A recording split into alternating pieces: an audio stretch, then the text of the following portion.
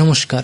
আজ আমরা এমন একটি বিষয় নিয়ে আলোচনা করব যা শুধু দক্ষিণ এশিয়াই নয়, পুরো বিশ্বের স্ট্র্যাটেজি ব্যালেন্সের সাথে গভীরভাবে জড়িত।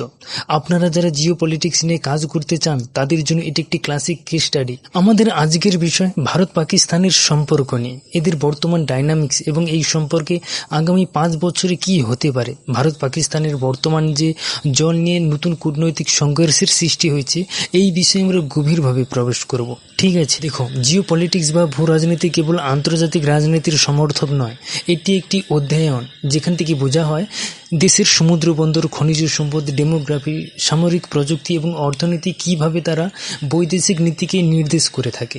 আজ ভারত পাকিস্তানের সম্পর্ক কেন এত গুরুত্বপূর্ণ এটা পুরো ওয়ার্ল্ড জানে, এবং ওয়ার্ল্ড মানে যে এই সম্পর্কের শেকড় অত্যন্ত জটিল এবং এটি একটি রক্তক্ষয়ী ইতিহাসের উপর দাঁড়িয়ে আছে। 1947 সালে রেড ক্লিফ লাইনের মাধ্যমে দুটি স্বাধীন রাষ্ট্রের জন্ম হয়, কিন্তু সীমানা তখন থেকেই অসম্পূর্ণ থেকে যায়, বিশেষ করে জম্মু কাশ্মীরের প্রিন্সলি স্টেটের অন্তর্ভুক্তি নিয়ে। শুরু থেকেই দুই দেশের মধ্যে স্ট্রাকচারাল দ্বন্দ্বের সৃষ্টি হয়। 1947-48 সালের প্রথম কাশ্মীর যুদ্ধ, 1965 সালের যুদ্ধ, 1971 সালের যুদ্ধ, যা বাংলাদেশের স্বাধীনতার জন্ম দেয় এবং নতুন জিওপলিটিক্যাল মানচিত্র সম্পূর্ণ বদলে দেয়। 1999 সালের কার্গিল যুদ্ধ। শুধু তাই নয়, 1980-র দশকের শেষের দিক থেকে এই সম্পর্ক কনভেনশনাল ওয়ার বা সরাসরি যুদ্ধ থেকে ছায়াযুদ্ধে পরিণত হয়, মানে সন্ত্রাসবাদ। 80 সালের পর থেকে ভারত ধারাবাহিকভাবে সন্ত্রাসবাদের অভিযোগ তুলে এসেছে, যা বর্তমানে দুই দেশের যে কোনো আলোচনার প্রধান কেন্দ্রবিন্দু। পুরো বিশ্বের বড় বড় শক্তি সমৃদ্ধ দেশগুলি হাজার হাজার মাইল দূরে থাকা সত্ত্বেও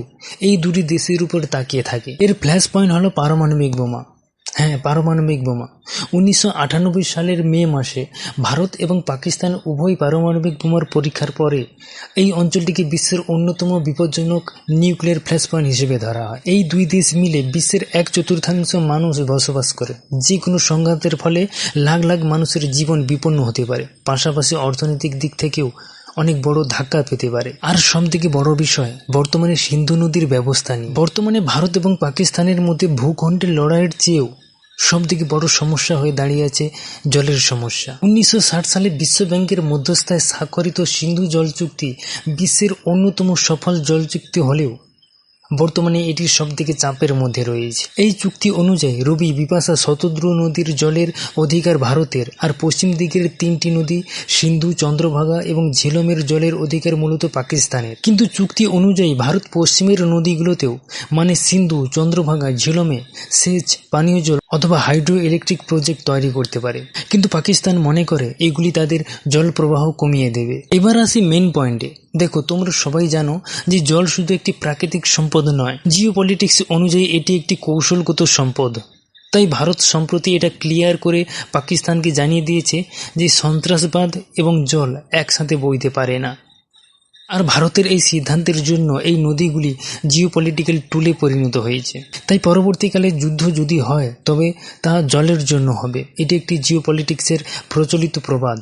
দেখো, হিমালয়ের হিমবাহ দ্রুত গলে যাচ্ছে, ফলে সাময়িকভাবে নদীর জল বাড়লেও দীর্ঘমেয়াদী জলপ্রবাহ মারাত্মকভাবে কমে যেতে পারে না, এটা কমে যাবে। আর এটাকে লক্ষ্য করে ভারত প্যাঁচে ফেলে দিয়েছে পাকিস্তানকে। দেখো, উভয় দেশের জনসংখ্যা বাড়ছে, তার সাথে সাথে কৃষিকাজ, শিল্পের জন্য জলের চাহিদা ভীষণভাবে প্রয়োজন। যখন একটি নদীর উচ্চ অববাহিকায় থাকা দেশ ভারত জলবিদ্যুৎ প্রকল্প তৈরি করে, ঠিক তখন নিম্ন অববাহিকা থাকা দেশ পাকিস্তান অস্তিত্বের সংকটে ভোগে। আর এই ওয়াটার ইনসিকিউরিটি ভবিষ্যতে সবথেকে বড় সংঘাতের কারণ হতে পারে। ভারতের জিওপলিটিক্যাল ফোকাস এখন শুধু পাকিস্তানের মধ্যে সীমাবদ্ধ নেই। ভারত নিজেকে এখন বিশ্বের 5ম বৃহত্তম অর্থনীতি থেকে বিশ্বের 3য় বৃহত্তম অর্থনীতি হওয়ার দৌড়ে প্রস্তুত করছে। অর্থাৎ আমাদের এই মুহূর্তে একটাই লক্ষ্য, নিজেদেরকে প্রতিষ্ঠা করা। তার সাথে সাথে আরেকটা কথা জানিয়ে রাখি যে ভারতের সবথেকে বড় উদ্বেগের জায়গা হলো উত্তরের চীন এবং পশ্চিমে পাকিস্তান। এই দুটি দেশ যদি কোনো কারণে ভারতকে আক্রমণ করে তাহলে কি হবে? আর ঠিক এই কারণেই ভারত মহাসাগর এবং প্রশান্ত মহাসাগরের অঞ্চলে চীনের আধিপত্য ঠেকাতে ভারত এখন আমেরিকা, জাপান এবং অস্ট্রেলিয়ার সাথে জোটের মাধ্যমে কাজ করতে চলেছে। আর অন্যদিকে পাকিস্তানের বিদেশ নীতি শুনলে আপনার হাসি হাসি পাবে। পাকিস্তান জন্ম থেকেই ভারতকে কেন্দ্রবিন্দু হিসেবে ধরে আছে। তারা ভারতবর্ষকে একটি বড় অস্তিত্বের সংকট হিসেবে দেখে এবং তাদের কাছে থাকা পারমাণবিক অস্ত্রকে সেই সংকটের মোকাবিলার একমাত্র গ্যারান্টি হিসেবে তারা মনে করে। দেখুন, আমেরিকা একসময় পাকিস্তানকে ঘনিষ্ঠ মিত্র মনে করেছিল, কিন্তু এশিয়াতে চীনকে কাউন্টার করার জন্য আমেরিকা এখন ভারতকে তাদের সবথেকে বড় কৌশলগত অংশীদার হিসেবে মনে করে। আবার অন্যদিকে রাশিয়াও ভারতের অন্যতম মিত্র ছিল, তবে সম্প্রতিকালে ভারত আমেরিকার দিকে ঝুঁকে পড়ায় রাশিয়াও আস্তে আস্তে পাকিস্তান এবং চীনের সাথে সামরিক অর্থনৈতিক সম্পর্ক বাড়াচ্ছে। মানে এখান থেকে একটা ব্যাপার ক্লিয়ারভাবে বোঝা যায় যে জিও পলিটিক্সে কোনো ব্ল্যাক অ্যান্ড হোয়াইট বা সাদা কালো চিত্র হয় না। এটি যুগের পর যুগ পরিবর্তন হয়, প্রয়োজনে প্রত্যেক দিন পরিবর্তন হয়।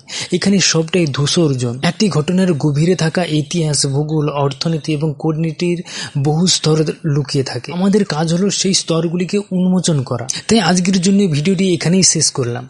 আগামী সপ্তাহে নতুন একটি ভিডিওর জন্য প্রস্তুত হয়ে আসবেন। আমাদের পরবর্তী বিষয় ভারত এবং চীনের প্রতিযোগিতা নিয়ে। ভারত এবং চীনের প্রতিযোগিতায় আগামী 20 বছরের জিও পলিটিক্সে কী হতে চলেছে তা নিয়ে আমরা জানবো। ততক্ষণে ভালো থাকবেন, নিজের খেয়াল রাখবেন। ভিডিওটি শেষ পর্যন্ত দেখার জন্য আপনাকে অসংখ্য ধন্যবাদ।